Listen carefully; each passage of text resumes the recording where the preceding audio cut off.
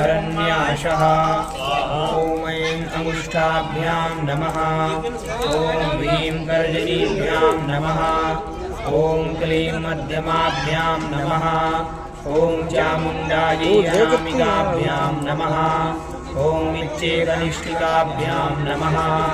ॐ ऐं ह्रीं क्लीं चामुण्डायै विच्चेकरतलकरपृष्ठाभ्यां नमः हृदयादिन्यासः ॐ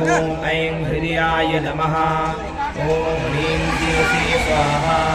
ॐ क्लीं शिखायै वसत् ॐ चामुण्डायै कवचाय हुं ॐ विच्चेदेतत्रयाय वंशट् ॐ ऐं ह्रीं क्लीं चामुण्डायै विच्चेस्त्राय फट् अक्षरन्यासः ॐ ऐं नमः शिखायाम् ॐ ह्रीं नमः दक्षिणनेत्रे